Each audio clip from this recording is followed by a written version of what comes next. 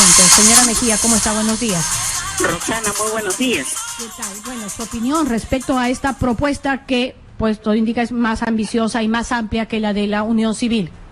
Para mí me preocupa los asesores legales que tienen los congresistas que están presentando un proyecto tan absurdo o inconstitucional y transgresor de todo el sistema internacional de protección de derechos humanos.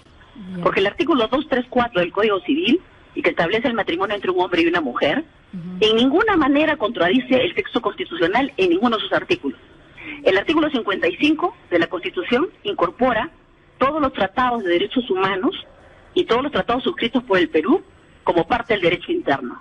El artículo 23 del Pacto Internacional de Derechos Civiles y Políticos, el 16 de la Declaración Universal de Derechos Humanos y el 17 de la Convención Americana de Derechos Humanos dicen lo siguiente: se reconoce el derecho del hombre y de la mujer a contraer matrimonio y a fundar una familia si tienen edad para ello. Estos son conceptos de derecho natural reconocidos por los valores y principios de todos los pueblos del mundo que han redactado estos tratados y el Perú los ha suscrito. De tal manera que esto es ley para el Perú, y pretender una modificación del artículo 234 de la Constitución para hacerle decir en contra de lo que los derechos humanos reconocen es simplemente pues una cosa absurda, inconstitucional y que no tiene ninguna viabilidad. Por otro lado, ya la Corte Europea de Derechos Humanos, 47 magistrados de 47 países europeos, se han pronunciado de modo tajante de que no existe tal cosa como el derecho humano al matrimonio homosexual. Ya, y eso no entiendo. ¿Y ahí cuál es el fundamento? Que no puedes tú modificar el 234 del Código Civil bajo la falsa tesis de que está contradiciendo la Constitución, porque no lo contradice en ninguna manera. Digamos, el hecho de que se pueda decir que no se establezca, o sea, el cambio de ese artículo, que no sea entre un hombre y una mujer, sino entre dos personas, ¿por qué no podría darse? ¿Cuál es ahí el sustento principal? Entre dos personas. Vulnera los tratados internacionales de derechos humanos suscritos por el Perú, concretamente el artículo 5 del Pacto Internacional de Derechos Civiles y Políticos establece un límite a la aprobación legislativa y a las políticas públicas de los estados que son parte. ¿Cuál es ese límite? Que no se puede legislar más allá de lo que los derechos humanos ya reconocidos establecen, sobre pretexto de que no los reconocen o que los reconocen en menor grado. Eso lo dice claramente el artículo 5 del pacto. Y entonces lo que están pretendiendo ellos es ir en contra de las normas expresas del Pacto Internacional de Derechos Civiles y Políticos, alterar el concepto natural de familia que los derechos y los tratados a nivel internacional reconocen y que son parte del derecho interno por el mandato del artículo 55 de la Constitución. Ok, a ver, vamos a escuchar a la señora Karen Anaya. Esto es así, o sea, se estaría... Es falso. ¿Qué es falso? ¿Qué parte es falsa? Sí, todo es falso. No, pero puntualmente, ayúdame a argumentar. Así es. Mira, los tratados dicen una cosa, pero los tratados son interpretados. Lamentablemente, la señora pretende solamente leer los tratados en materia de derechos humanos y no ver la jurisprudencia de la Corte Interamericana. Hay 3 casos en el sistema interamericano que justamente interpretan la Convención Americana de la que el Perú es parte, ¿sí? Y esas 3 sentencias señalan que es discriminatorio el establecer alguna diferenciación por motivo de la orientación sexual. Eso también está así escrito. Esto es otra cosa, pues, Roxana. Discúlpame, pero justamente el no tener de legislación... Eso es otra cosa. Justamente ellos están cogiendo el tema de la discriminación para articular un argumento que no es aplicable. Pero lo que yo quiero saber, doctora Mejía, es que si existen más allá de eso otros documentos donde se les da interpretación a esos artículos que usted nos está señalando, en los que se aclaran y se amplían en todo caso los alcances de lo que usted nos señala. No existen, pues. Imagínate tú que la Corte Europea de Derechos Humanos, con sede en Estrasburgo, que son 47 expertos en estos temas, si se hiciera algún documento que le diera piso al matrimonio homosexual, lo hubieran considerado. Y dicen tajantemente, no existe el derecho humano al matrimonio homosexual. Lo que están haciendo la gente de Frontex y la abogada que está ahí, ¿no es cierto?, es tratar de confundir a la gente que no conoce estas cosas para poder articular una idea totalmente falsa. O sea, no existe tal cosa como el derecho al matrimonio homosexual, y los pronunciamientos de la Corte Interamericana se refieren a la no discriminación, conceptos con los cuales nosotros estamos plenamente de acuerdo. No se puede discriminar a nadie por ningún concepto. Claro, ellos quieren jalar la pita de la no discriminación al matrimonio homosexual. Claro, pero mi pregunta puntual es, ¿no se han dado otros ampliaciones o interpretaciones a lo que señala? Es que no se puede. Es que jurídicamente no se puede, es jurídicamente imposible. Tú no puedes ampliar el concepto de los derechos humanos más allá de lo que los derechos humanos reconocidos establecen. Ya. Y tienen principios y fundamentos y valores que comparten todos los pueblos de la tierra. Doctora Beatriz, le pido unos minutos para poder escuchar lo que dice al respecto Karen Anaya. Sí, mira, Roxana, en el año 2012 hubo una sentencia importantísima de la Corte sobre una mujer lesbiana que vivía con su pareja y que tenía las hijas. La Corte de Chile lo que hizo fue quitarle la tutela de las hijas en base al hecho de que ella era lesbiana, diciendo que no podía ejercer su calidad de madre por el solo hecho de serlo. Cuando el caso llega ante la Corte Interamericana, la Corte dice, no puede ser posible que se quiera imponer una forma de entender la familia, además desde una visión estereotipada de la misma, ¿no? Entonces, eso va en contra de lo que la misma señora está diciendo, la protección de la familia natural. Eso no existe. Es más, nuestro tribunal... Y eso Claro, es una parte considerativa de una sentencia, eso no es un fallo. Eso es un fallo. Eso es una parte considerativa de una sentencia. Ya, por eso, y eso ya sienta jurisprudencia no sobre sienta este ninguna respecto. jurisprudencia, ¿Por no qué es no? vinculante tampoco para el Estado peruano. ¿Por qué no? O sea, Porque no es esto es una cuestión considerativa de esa sentencia para un caso específico, a partir de un caso específico que tiene que ver además con el derecho a ejercer la patria potestad sobre los hijos, es cosa distinta con relación al matrimonio. Y no te puede imponer una sentencia que puede tener algunas articulaciones con relación a un caso específico relacionado con patria potestad para que en un país se vaya a aprobar el matrimonio homosexual cuando no tiene ninguna base jurídica para eso. Ya, ok, ahora escuchemos, por favor, le pido que nos permita escuchar a Karen. Perdóname, Roxana, pero en primer lugar yo voy a decir algo. Para hablar sobre el sistema interamericano y los sistemas regionales hay que ser especialista en derecho internacional. Y creo que la señora, por las definiciones y los conceptos que da, no lo es. Ahora entiendo que ella sí ha llevado varios casos a Es muy grave lo que estás haciendo, Gisela. Ya, por eso. Entonces, por eso, explícame estos temas. Ya te he dicho, lo que dijo la Corte en el año 2012. Ya, pero se dice que solamente es una sobre considerando, no es necesariamente una falso. sentencia. Eso es falso. A ver, Aun cuando pero a ver, el Estado escuchemos, por peruano favor, no doctora sea Mejía. parte de un litigio internacional, lo que diga la sentencia en la forma interpretativa que ha señalado la Corte, sí es una pauta que los Estados deben seguir al interior de su legislación. Al interior de su legislación y cualquier otra práctica, ¿sí?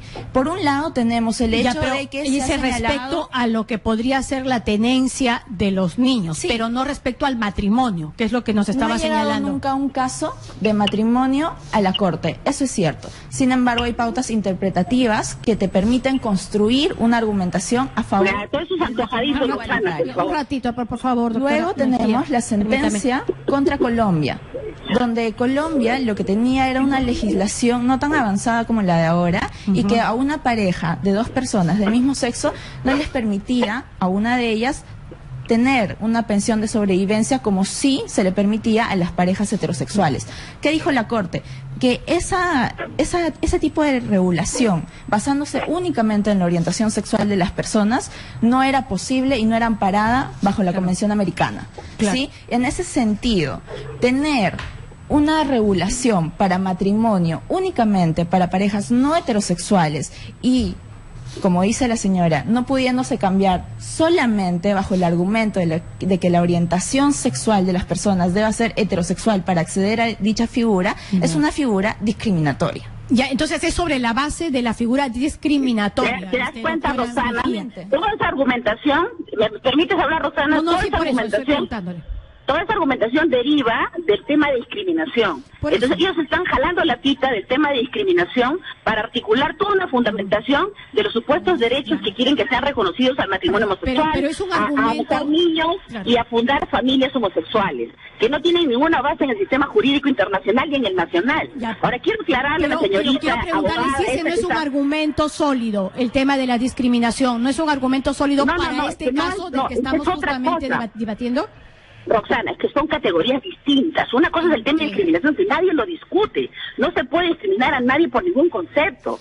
no solamente por el tema de que pueda ser homosexual o lesbiana, por ningún concepto puede discriminar para los efectos de aplicar el rigor de la igualdad ante la ley. Eso es un tema jurídico, pero ellos están tratando de jalar el tema de discriminación para lograr una supuesta conquista de derechos que no existen, que no tienen basamento jurídico. Y quiero aclararle a esta niña que está digamos, hablando, digamos, como abogada de Promptes, quiero explicarle lo siguiente, ¿no? Yo tengo más de 35 años de abogada y he trabajado desde los 17 años en el campo de derechos humanos. Contribuí con la redacción de la Constitución de este país y he enseñado derechos humanos durante 15 años a jueces y fiscales en este país. He participado en todas las convenciones de derechos humanos a nivel internacional y de la defensa de los derechos del pueblo del Perú del 90 al 2000 ante la Comisión Interamericana de Derechos Humanos. Su trayectoria, entonces, que no me venga a decir que no conozco el tema, por favor. No, doctora, eso dejémoslo a un lado, pero simplemente lo que no logro entender es ¿por qué si no hay un tema de discriminación, dos parejas o dos personas que quieren unir sus vidas no pueden tener los mismos derechos que heterosexuales? Ese nada más así es el punto. No, las personas homosexuales, lesbianas, es que Roxana, es que ahí hay un sofisma.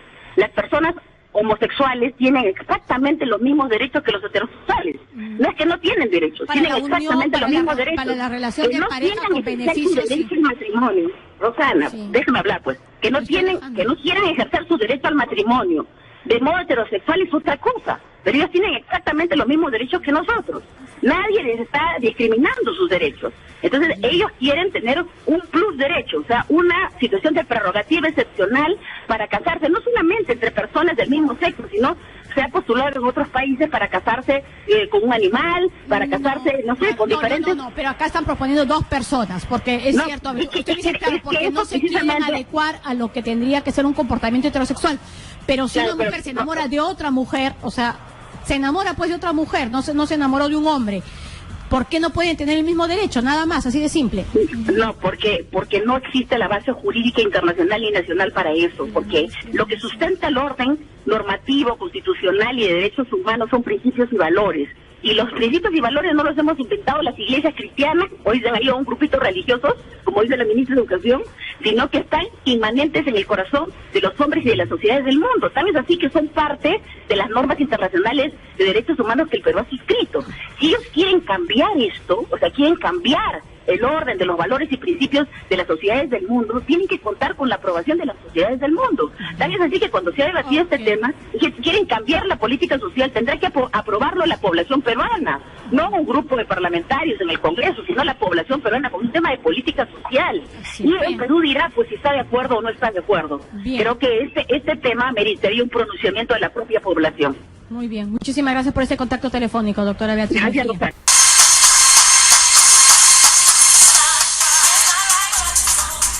Heterosexualidad, historias reales de personas que dejaron de sentir atracción homosexual. Frank vive en España, por muchos años sufría viviendo con la incomodidad de sentir atracción homosexual. Hasta que decidió hacer su psicoterapia y desarrollar su heterosexualidad. Hoy ya no siente atracción homosexual. Ahora vive en Europa, feliz de su identidad. Así como Frank, están Enrique, Eric, Miguel, Emanuel, Debbie y muchas personas más que ahora son felices habiendo dejado de sentir atracción homosexual. No existe gen gay, nadie nace homosexual, la atracción homosexual solo tiene causas psicológicas. ¿Cuáles son las causas psicológicas de mi homosexualidad? ¿Cómo empiezo a dejar de sentir atracción homosexual? ¿Cuáles son los primeros pasos para desarrollar mi heterosexualidad? No podemos ser felices si yo fui diseñado para vivir como psicólogo, si yo me meto con una carrera de contador. Eso lo tenemos siglos diciendo que hay orientación vocacional, que hay, o sea, ahora queremos pretender que alguien que fue diseñado para el sexo opuesto viva feliz una vida homosexual. No va a ser así, no va a ser así. Pero ok, sigo siendo un apasionado de la libertad individual, entonces al menos si usted que nos está escuchando tiene atracción homosexual, no es homosexual usted tiene atracción homosexual, usted tiene un sentimiento y no lo desee, no permita que lo obliguen a vivir con algo que usted no pidió. Usted se puede quitar ese sentimiento. Este libro lo puede conseguir en internet, en nuestras páginas www.vencer.org, La Verdad Me Hace Libre. Me puede encontrar en Facebook, mi nombre Everardo Martínez Macías. No me puse otro nombre, no me cambié el nombre, ahí me puede encontrar. El libro lo tenemos también en Perú y se lo podemos enviar. Heterosexualidad, historias reales, escrito por el psicólogo Everardo Martínez, relata la historia de personas de todo el mundo que dejaron de sentir atracción homosexual. Ellos te cuentan sus historias para que tú aprendas y sigas con éxito sus pasos desarrollando tu heterosexualidad genética. Escríbenos al correo electrónico que aparece en pantalla, escríbenos al WhatsApp, visita nuestra página web, búscanos en Facebook. Reparto a cualquier parte del mundo. Déjanos tus datos. www.laverdadmehace